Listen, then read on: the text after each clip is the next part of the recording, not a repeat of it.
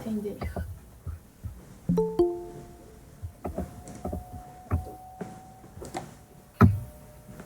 Então, para a gente começar, vamos fazer uma oração. Em nome do Pai, do Filho e do Espírito Santo. Amém. Meu Senhor e meu Deus, creio firmemente que estás aqui, que me vês, que me ouves. Adoro-te com profunda reverência. Peço-te perdão dos meus pecados e graça para fazer com fruto este tempo de estudo. Minha Mãe Imaculada, São José, meu Pai e Senhor, meu anjo da guarda, intercedei por mim. Santa Teresa d'Ávila, rogai por nós. Além da grande Santa Teresa, né? Hoje é dia de um grandiosíssimo santo, né? São Domingos. Hoje é dia de São Domingos de Gusmão, que é o patrono, né? O pai dos dominicanos, né? Da mesma época de São Francisco. E gostaria de chamar um pouco a atenção de vocês para esse grande santo, né? Que defendeu sempre a verdade, combateu as heresias. E assim como nesse grupo, né? Ele sempre viu estudos como uma fonte muito de crescer em amor a Deus, né? Da pregação, da salvação das almas, né? Então, que no dia de hoje a gente possa pedir a intercessão dele, né? Ele que recebeu o rosário pelas mãos de Nossa Senhora também. E tanto estudou, né? O cerne, né? O centro da vocação dos dominicanos é essa, né? Estudar e compartilhar o que foi estudado, né? Então, para poder concluir essa parte que eu falei, né? Queria agradecer também por terem me chamado para participar, né? Na pessoa do Paulo, que a gente estava conversando. E eu fiquei em cargo da segunda parte, a celebração do mistério cristão, a primeira sessão. Então, nas últimas 2 semanas, a gente viu o capítulo 1, mistério pascal no tempo da igreja. E agora a gente vai começar a segunda parte, né, o capítulo 2. Chama a celebração sacramental do mistério pascal. E aí, semana passada já tinha, retrasada, né, na verdade, já tinha começado a falar um pouco das questões mais práticas, digamos assim, né?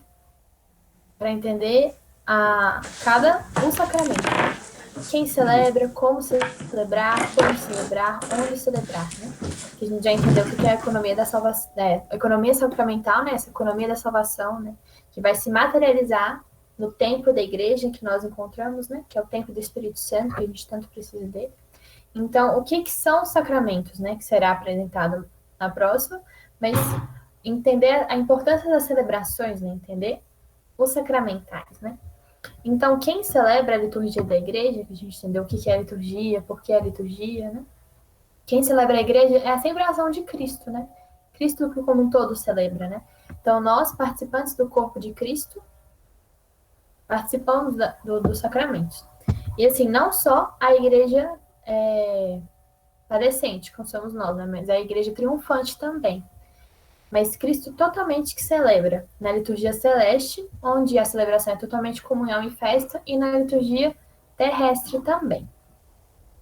E nessa liturgia sacramental, né, as ações litúrgicas elas nunca são privadas, é sempre o sacramento na unidade, é sempre o corpo como um todo que celebra, né? Sempre os ritos, a celebração comum, ela sempre exige uma participação e uma presença ativa dos fiéis.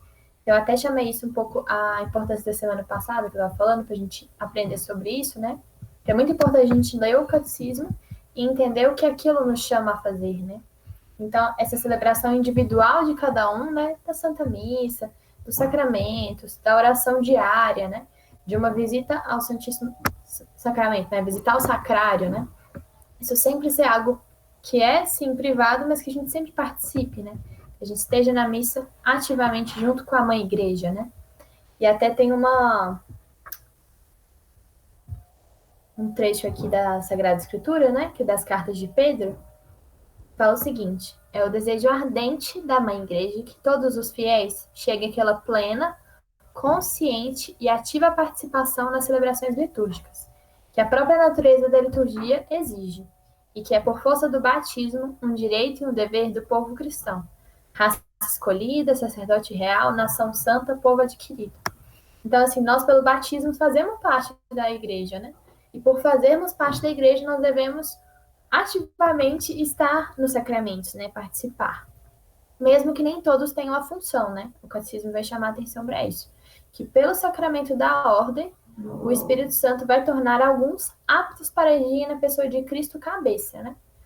Então, assim, os sacramentos mesmo, qualquer leigo pode, então qualquer leigo batizado, lógico, né? Pode batizar outra pessoa que não tenha sido batizada, né? Mas normalmente a gente pede o sacerdote, porque isso é mais legítimo, né?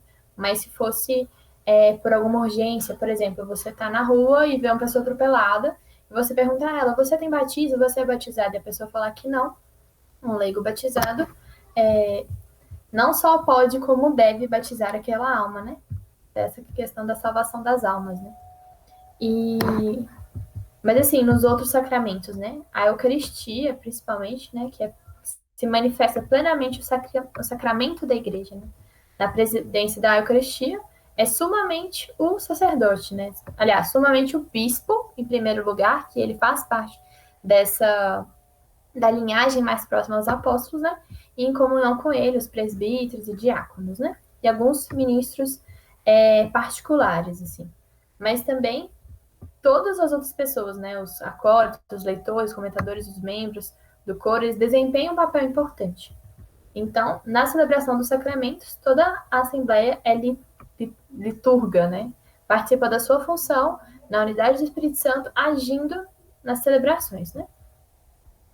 E aí, não sei se semana passada eu comecei a falar isso, né? Mas como celebrar é muito importante também, né? Muitas vezes é isso que tanto atrai as almas, né, para os sacramentos, é essa ideia de como as coisas são celebradas é muito belo, né? Tem os sinais, tem os símbolos, né? Tudo tem um porquê, tudo como diz, nada é em vão, né? Cada sinal, cada detalhe, cada desenho, cada fala, ela tem uma pedagogia divina, né? Isso é muito importante para nós seres humanos, né? Para poder até entendermos o que aquilo que Deus está querendo dizer com aquilo, né? Então, os sinais e os símbolos ocupam um lugar importante na vida do homem. Então, sendo o homem um ser ao mesmo tempo corporal e espiritual.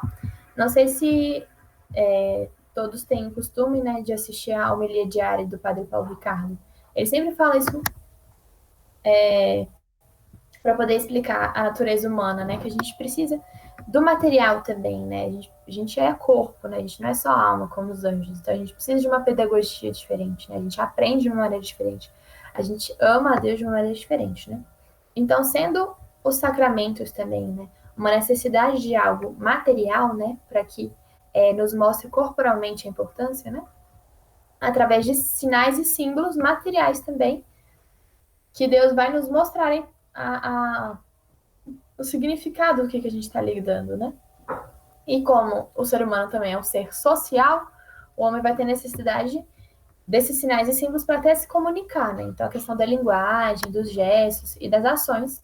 E isso vai ser um reflexo na liturgia, né? Nas suas relações com Deus. Então, Deus vai falar ao homem através dessa criação divina, dessa criação visível.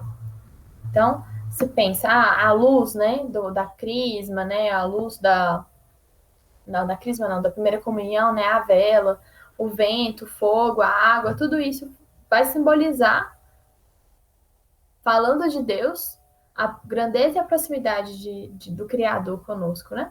E enquanto nós somos criaturas, essas realidades sensíveis vão ser uma expressão da ação de Deus, que vai santificar os homens, que nós vamos, por meio dele, cultuar a Deus, né? Então, alguns sinais da vida social dos homens também, né? Lavar, ungir, partir o pão e beber do mesmo copo podem exprimir a presença santificante de Deus e a gratidão do homem para com o seu Criador, né?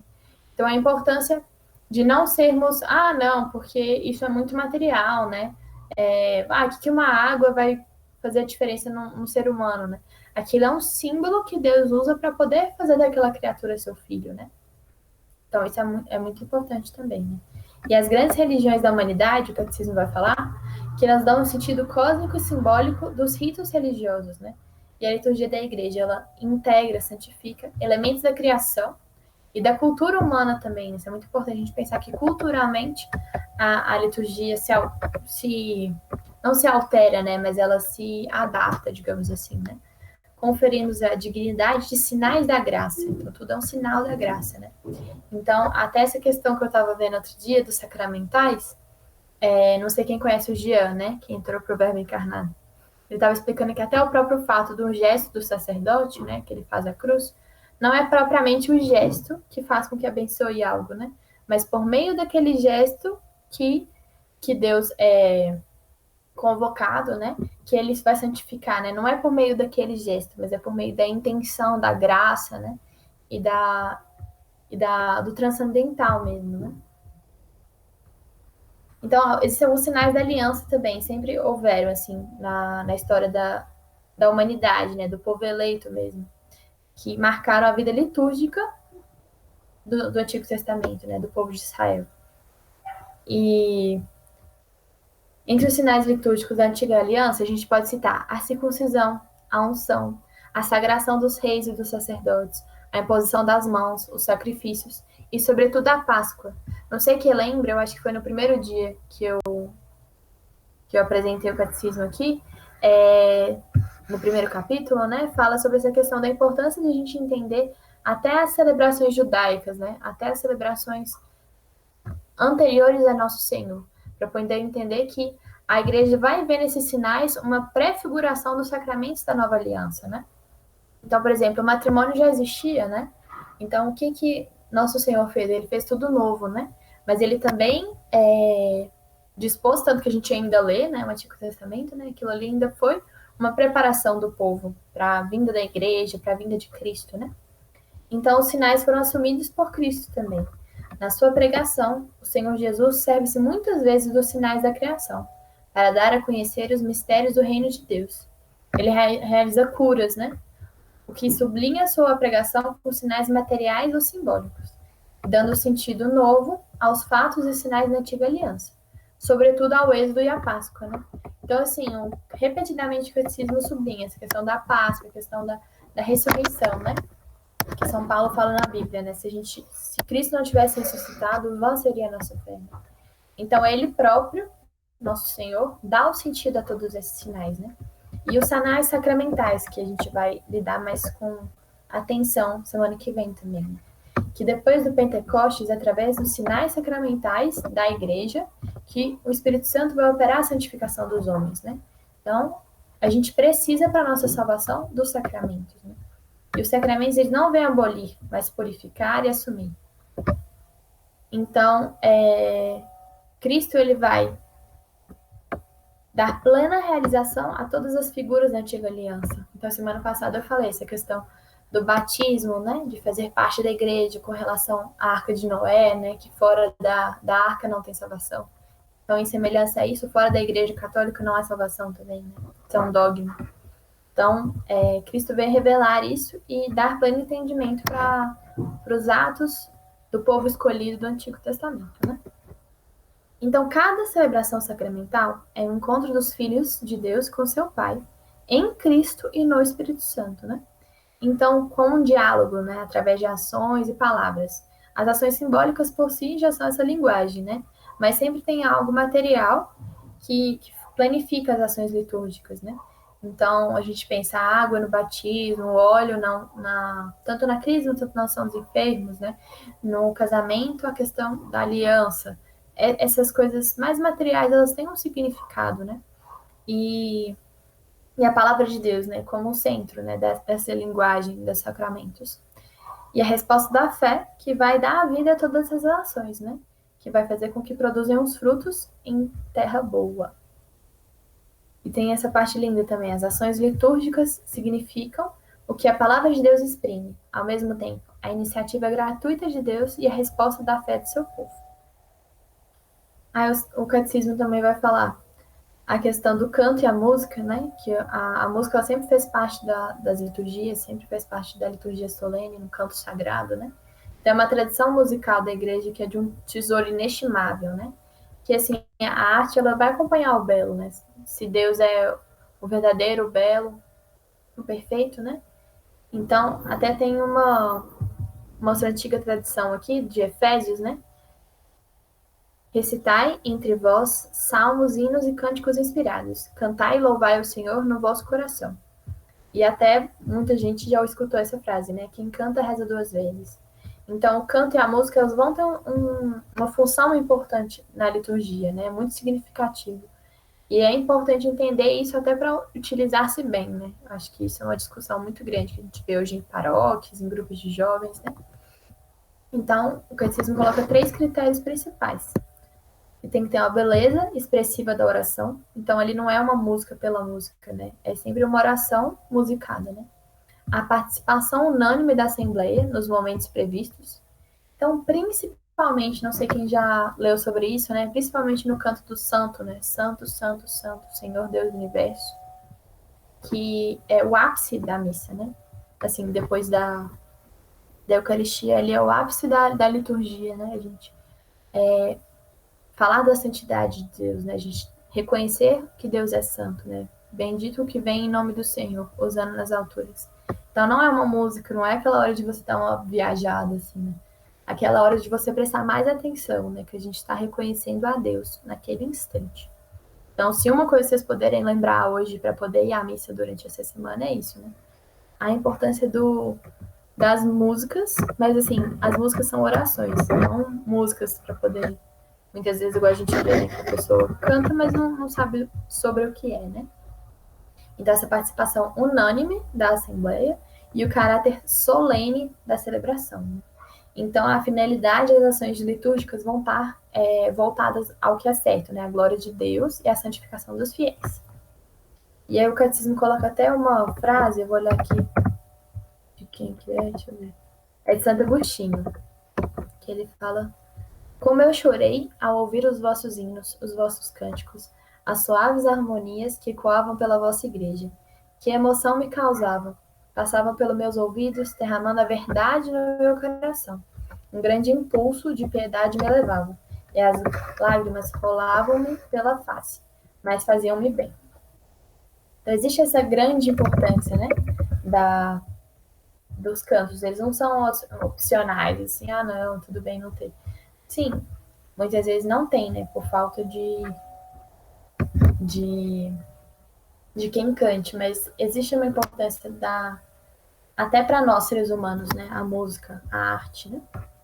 Então, essa harmonia é muito mais fecunda se for exprimir a riqueza cultural do próprio povo de Deus, né? Existe essa diferença entre as culturas também, entre os instrumentos, as vozes dos fiéis, né? Mas os textos destinados ao canto sacro, né? Eles devem sempre estar de acordo com a doutrina católica e inspirar-se, sobretudo, na Sagrada Escritura e nas fontes litúrgicas. Aí, deixa eu ver aqui, peraí. Pronto, aqui, que eu me perdi, desculpa. 5, Sim, aí ele começa a falar das imagens, né? Das imagens dos ícones litúrgicos, né? Então a gente vê muitas igrejas, assim, a questão das imagens, a iconografia cristã, né? Então, a imagem, essa questão do símbolo, que o ser humano tanto precisa, né? Da materialidade das coisas, e a palavra, elas podem se esclarecer, né? Mutuamente. Porque muitas vezes, principalmente os protestantes, nos condenam por isso, né? Mas tem essa parte aqui. Outrora Deus, que não tem corpo nem figura, não podia de modo algum ser representado por uma imagem. Mas agora que ele se fez carne e viveu no meio dos homens, eu posso fazer uma imagem daquilo que vi de Deus. E contemplamos a glória do Senhor com o rosto descoberto. Deixa eu ver só de qual santo, que é essa. São João Damasceno, que ele fala das sagradas imagens, né? Então, Deus que se revela materialmente nosso Senhor Jesus Cristo, né? Que o verbo se fez carne, então podemos também, né, ver a Deus de alguma maneira, né, que vi de Deus, né? Ver a Deus não, né? Até na liturgia fala isso, ninguém viu a Deus, né? Mas a iconografia cristã, ela vai transpor, né? Ela vai representar por meio de uma imagem a mensagem evangélica que a Sagrada Escritura vai transmitir pela palavra, né? Então, para dizer brevemente a nossa profissão de fé, nós conservamos todas as tradições da igreja, escritas ou não. Eles nos foram transmitidas intactas. Uma delas é a representação pictória das imagens, né? Representar por meio da arte, né? Que está de acordo com a pregação da história evangélica, acreditando que de verdade, e não só de modo aparente, o Verbo de Deus se fez homem. O que é tão útil como proveitoso, pois as coisas que mutuamente se esclarecem têm indubitavelmente uma significação recíproca, né? Então, todos os sinais dessa celebração litúrgica fazem referência a Cristo, né? Então, a gente pode pensar as imagens da Mãe de Deus e dos santos, né? Elas não são voltadas a uma pessoa, assim, voltada, a gente vê eu tenho uma imagenzinha ali na minha frente de Padre Pio, né? Não é para que eu veja uma pessoa e fique pensando num senhor que viveu na Itália, não, né? Padre Pio me convida a pensar em Deus, né? Padre Pio me convida a pensar no sacerdote que é a cabeça de Cristo, né? Então, de fato, o significado delas é que Cristo é glorificado, né? Eles se manifestam como nuvens de testemunho que continuam a participar na salvação do mundo, às quais nós estamos unidos, sobretudo na celebração sacramental, né? Então, através desses ícones, né? Que revela o homem à imagem de Deus, finalmente transfigurado à sua semelhança, que vai revelar a nossa fé.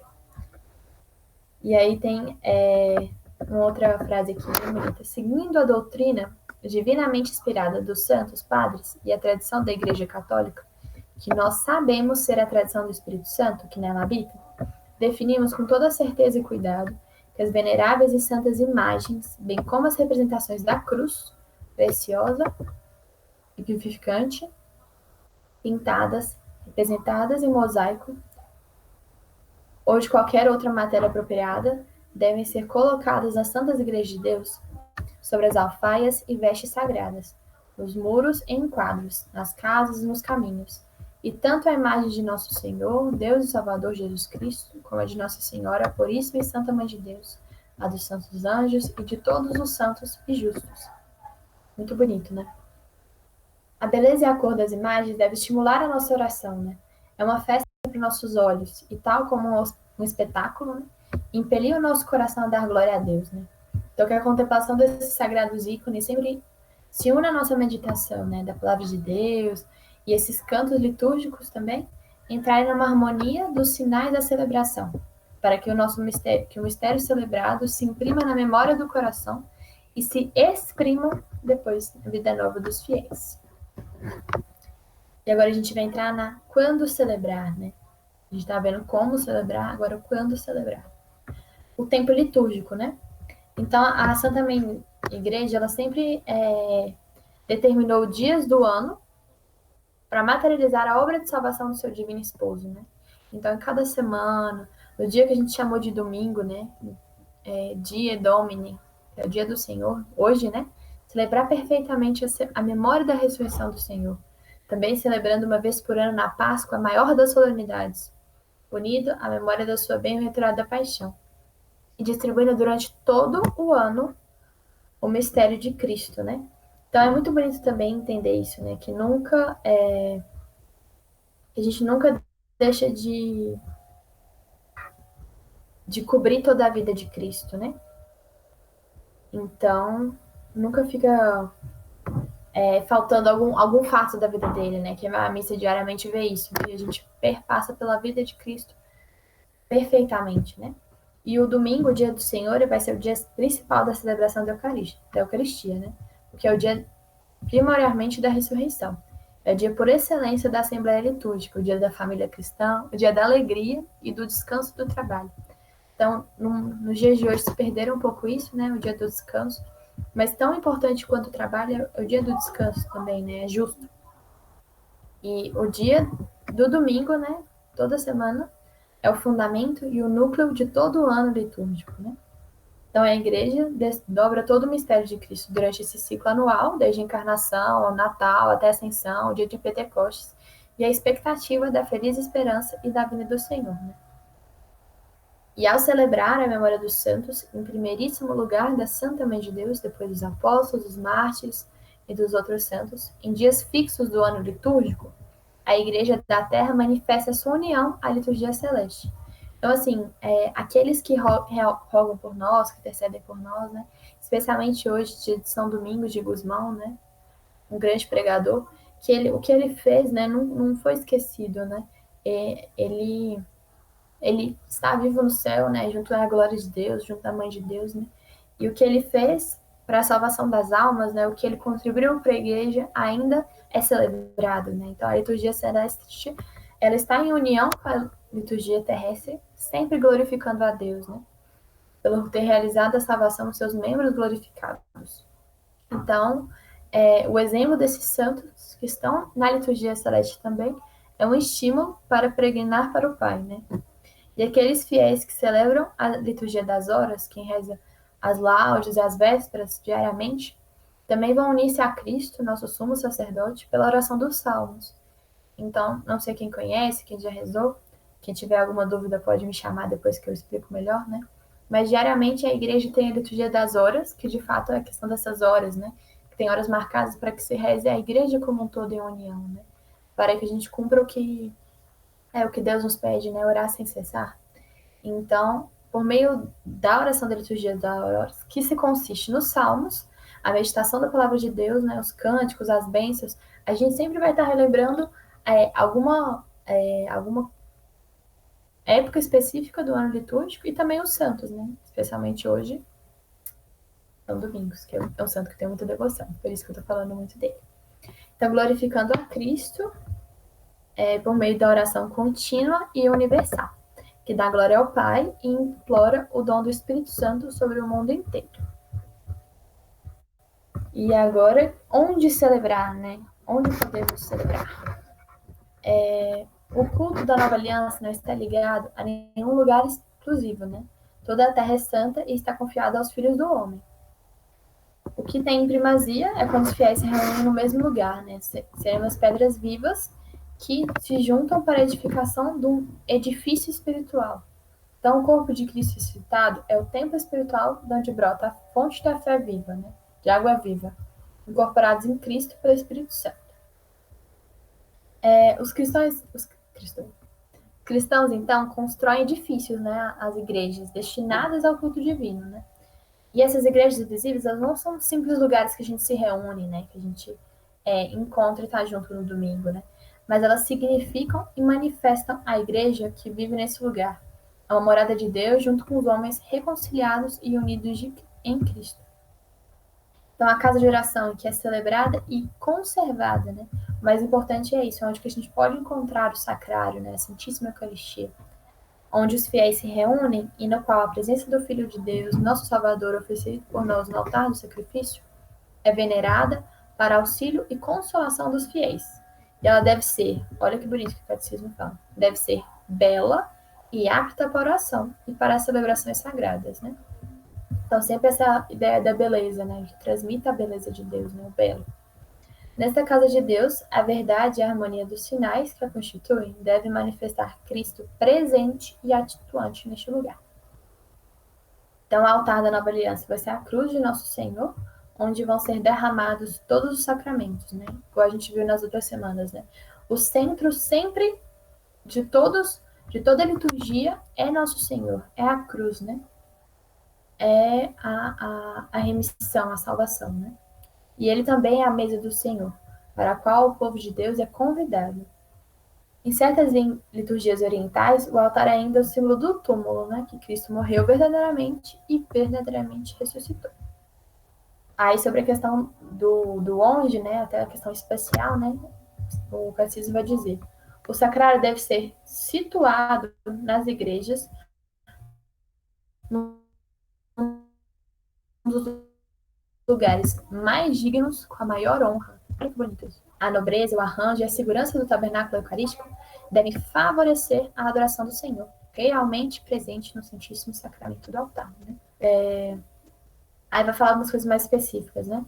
O santo crisma, né? A unção, né? O óleo, ele deve ser conservado no lugar digno, cultuado também, que é muito... Eu também nem sabia que é um sinal sacramental, né, do dom do Espírito Santo.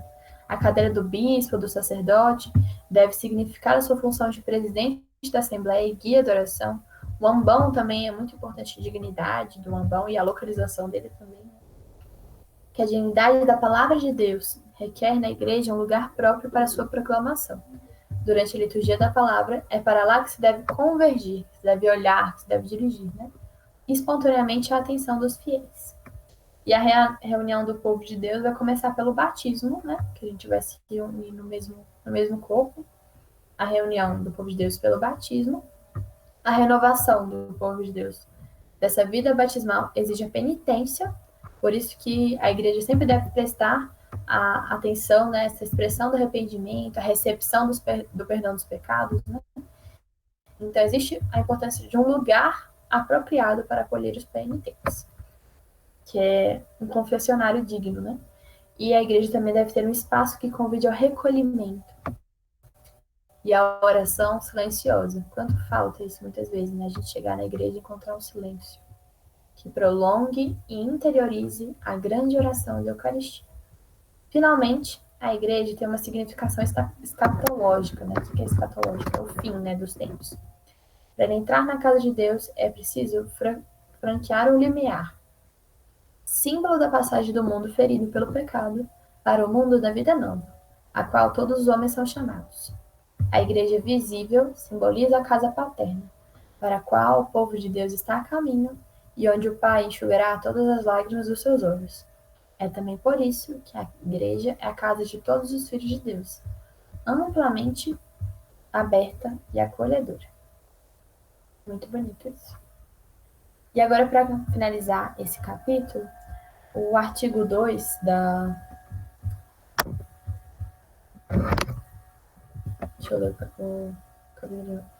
celebração do sacramental do mistério pascal, né?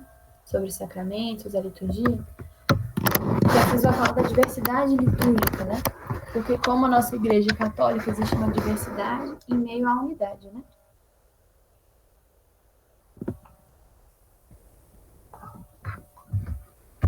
Então, diversidade litúrgica, tradições, né?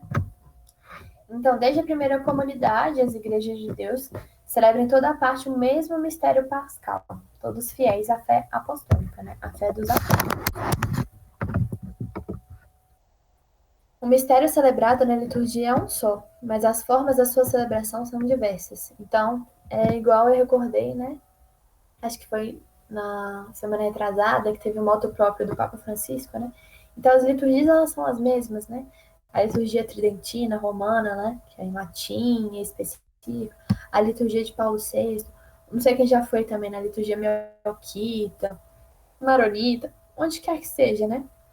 Existem diferenças, o Santo Padre, como o... Esqueci a palavra, me fugiu. Aquele que ordena tudo, né? Eu ia falar uma coisa, o representante de Cristo na Terra por excelência, né? O sucessor de São Pedro, né? Que foi designado assim.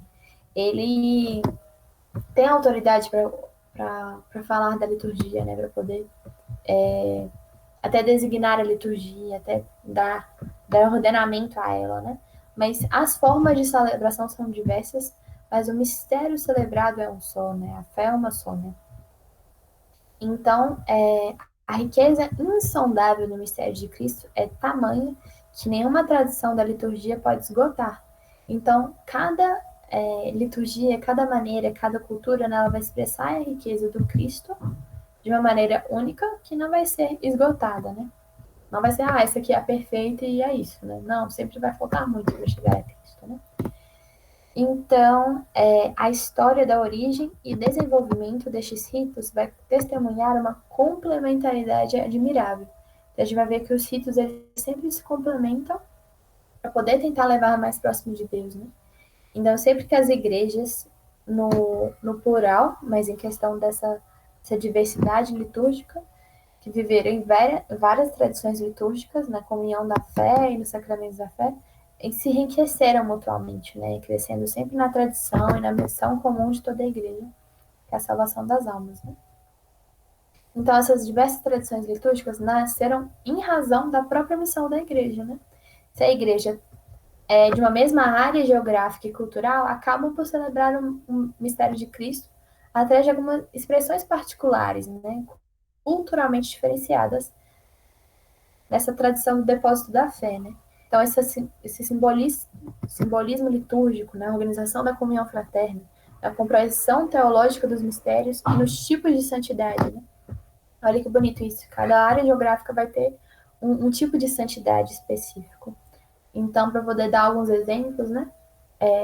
Nossa Senhora é o maior exemplo, né? Então, ali na minha frente eu tenho a Nossa Senhora de Guadalupe. A Nossa Senhora de Guadalupe, quanto ela transmite uma cultura específica, né? Quanto que ela queria se mostrar mãe de Deus para um povo, né? Eu sou mãe dos povos, eu sou mãe de Deus, eu sou mãe do meu filho e vocês são meus filhos também, né? Com uma roupa específica, um cabelo específico, com um tom de pele específico, né? Ou, por exemplo, Nossa Senhora de La Salette, né? Que tem uma roupa totalmente diferente, uma expressão, né? E os próprios santos também, né? E sacramentais, assim. Alguém me disse certa vez que no Japão usar preto não é uma cor. Não sei porquê, assim, tem um sentido que não seria bom, assim. Então, a maioria dos sacerdotes no Japão, eles usam um marfim, outros tons, assim, por causa da batina. Não me recordo muito bem, mas eu sei que existem cores diferentes em algumas coisas, né?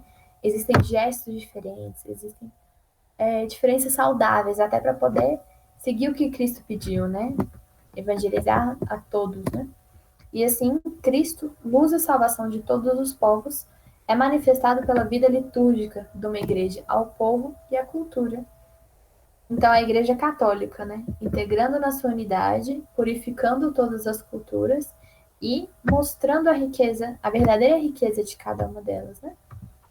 Então, as tradições litúrgicas ou ritos atualmente em uso da Igreja são, aí o catecismo vai citar, né, o rito latino, principalmente o rito romano, né, mas também os ritos de certas igrejas locais, como o rito ambrosiano ou de certas ordens religiosas. Então, algumas ordens religiosas mais antigas, elas têm ritos específicos, né?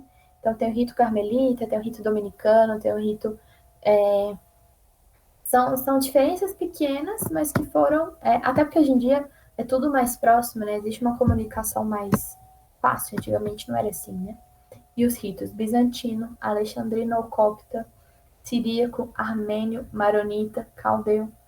Então, cada um deles, fiel à tradição, o Sagrado Concílio, ele está falando sobre um determinado concílio da liturgia, declara que a Santa Mãe Igreja considera iguais em direito e dignidade todos os ritos legitimamente reconhecidos e quer no futuro se mantenham e sejam promovidos por todos os meios.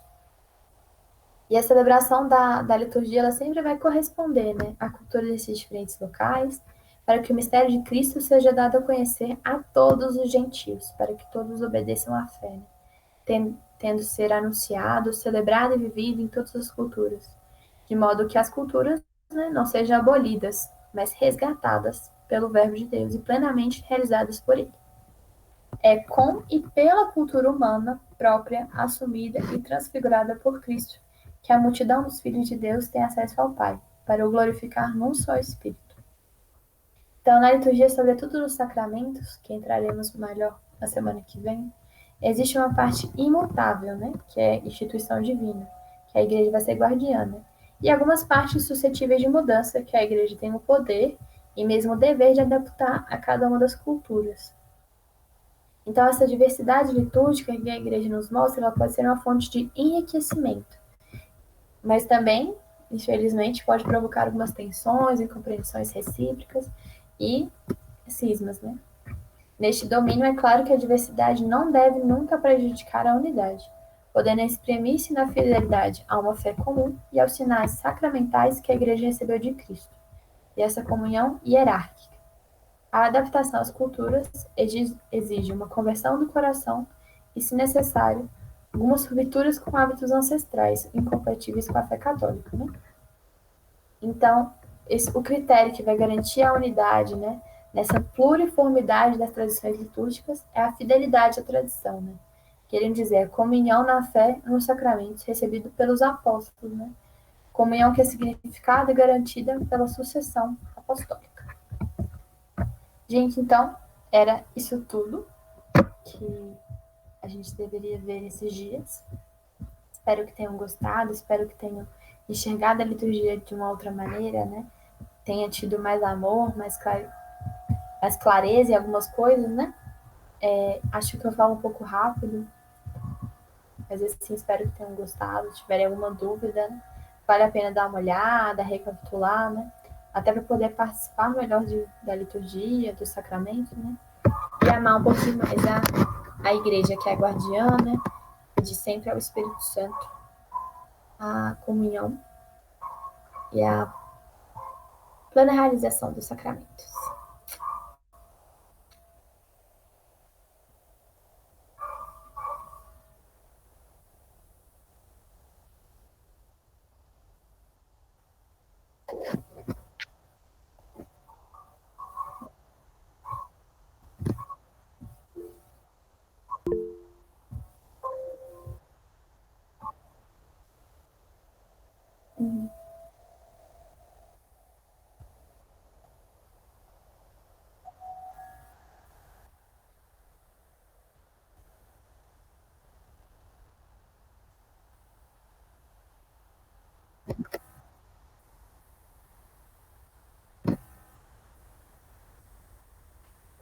Disponha, gente, estamos aí para servir, né?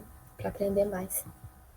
E assim, essa parte, Vitor, do santo é tão importante assim que tem muitos locais, né? Que é para poder começar alguma oração, para poder reconhecer, né? Até essa oração que a gente reza é: meu Deus, meu Senhor e meu Deus, creio firmemente que está aqui, né? Essa é a primeira parte de qualquer oração, né? Que é reconhecer a presença de Deus, né? Com essa repetição, né? Santo, santo, santo, você está reconhecendo que Deus é santo, que Ele está presente ali, né? E até a gente participa da, da liturgia celeste, né? Que os santos e os anjos estão sempre glorificando a Deus, né? E falando, santo, santo, santo, é o Senhor Deus do universo. Então é muito bonito mesmo essa parte, assim. Talvez seja até um exercício, assim, prestar mais atenção, né? Saber o que está falando, para poder viver melhor a liturgia, né? Então era isso, gente. Muito obrigada. Eu que agradeço, assim. E tamo junto nessa.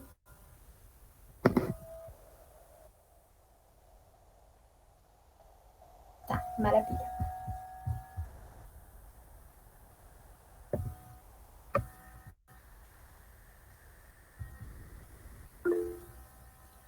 Dispõe. Dou-te graças, meu Deus, pelos bons propósitos, afetos e inspirações que me comunicastes nesse estudo. Peço-te ajuda para os pôr em prática. Minha Mãe Imaculada, São José, meu Pai e Senhor, meu anjo da guarda, intercedei por mim. São Domingos, rogai por nós.